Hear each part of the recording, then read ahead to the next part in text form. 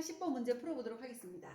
그림과 같이 주머니에 별 모양 스티커가 붙어 있는 거 2장, 그렇지 않은 거 3장이 들어있는 주머니가 있고요. 여기서 2장을 동시에 꺼낸 다음에 꺼내서 이렇게 스티커를 붙인대요. 이런 식으로 또 집어넣고 이 식을 2번 반복한다니까 또 2장을 꺼내서 스티커를 붙이고 이렇게는 시행을 했을 때 주머니 속에 별 모양의 스티커가 3개 붙어 있는 카드가 들어있을 확률을 구하시오 라는 문제입니다.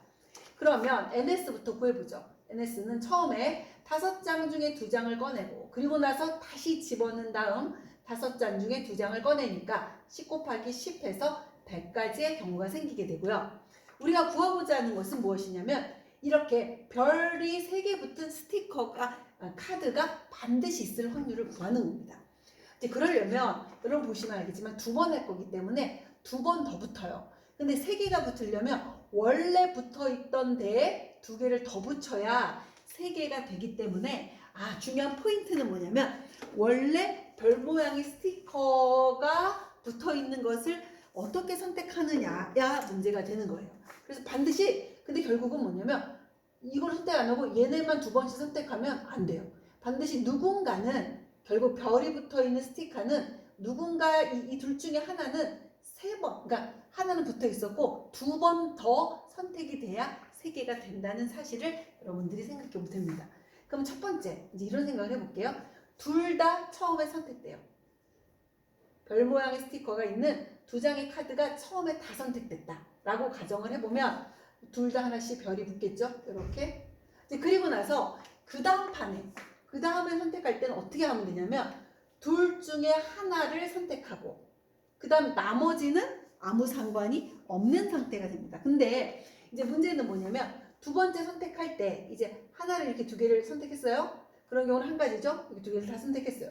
이 상태로 하나의 별을 붙이려면 결국은 적어도 둘 중에 하나가 선택돼야 돼요. 그 얘기를 다른 말로 바꾸면 전체가 5개에서 2개를 뽑는 거에서 이 나머지 3개 중에 3개 중에 2개를 선택하는 경우를 빼주면 적어도 하나가 선택되는 경우가 생기니까 결국은 3C2를 빼주면 되겠네요. 그래서 10 빼기 3 하니까 7가지의 경우가 생깁니다. 그래서 처음에 별 붙은 스티커, 별 붙은 게 2장이 있었잖아요. 그거를 다 선택한 경우. 그럼 그 다음 판에는 좀 쉬워져요. 그 다음 판에는 뭐냐면 결국은 어떻게 하면 되냐면 2개씩 붙어 있는 상태이기 때문에 이 2장 중에 적어도 한 장만 선택되면 되니까 그거의 여사건이 뭐예요? 둘 다 선택되지 못한다. 그러니까 나머지 3장 중에 2장을 선택하는 경우를 빼주겠다라는 얘기죠.